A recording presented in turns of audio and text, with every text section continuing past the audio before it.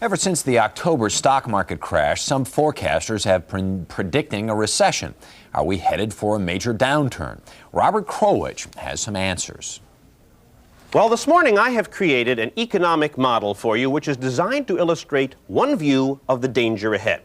The Secretary of the Treasury, Jim Baker, frequently says, remember back to 1981 and 82. That was a time when the world was in a recession. It was in terrible shape.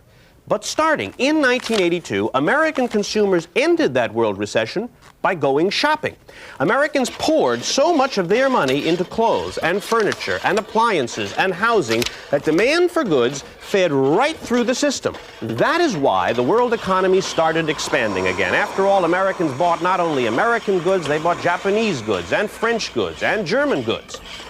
So, as the model illustrates, it was shopping by American consumers more than any other single factor that created the energy that keeps the world economy growing. But as Secretary Baker asks, how much longer can this go on? Already, in America, retail sales have slowed since the crash. At some point, says Secretary Baker, the U.S. is going to stop this shopping spree. If the U.S. stops and there's nobody else to step in and take over, the result, as the model is now demonstrating, will be an end to the global expansion and instead a shrinking, a global recession, potentially, as you can see here, a very serious recession. That is the danger. The world needs a big shopper to keep growing, but if not America, who?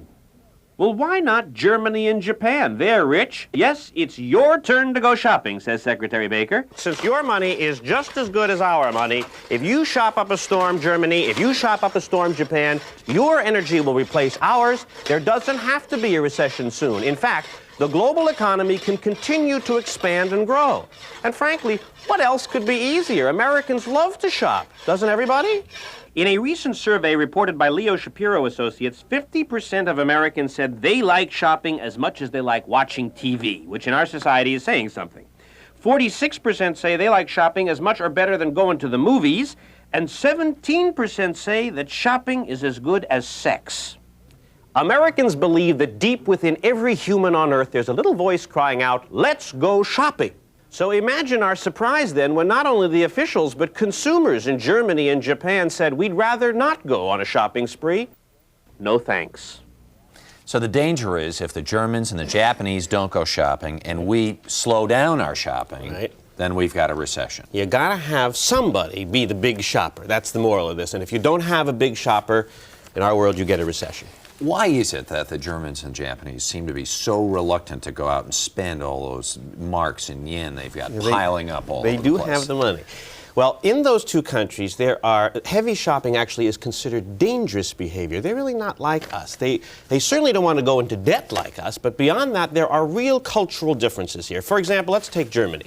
They remember in 1922 and 23, there was a terrible inflation when it cost 120 billion marks for a piece of herring. Money became worthless. The middle class was nearly destroyed shortly after the Nazis came to power. So in the German mind, excessive shopping or any behavior associated with inflation at all deeply frightens them. That's why they're reluctant to go shopping, go heavily shopping.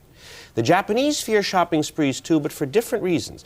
We forget, but 40 years ago, after the war, many Japanese were starving. Japan is an island nation. They can't forget not having the fuel to heat themselves or the food to feed themselves. To survive in an unfriendly world, and they know they're not that well liked, they say we'd better have money. So to be safe, they save. Shopping, excessive shopping, makes them feel unsafe. That's why Secretary Baker's plan to have Germany and Japan replace us as the big shoppers is not likely to succeed.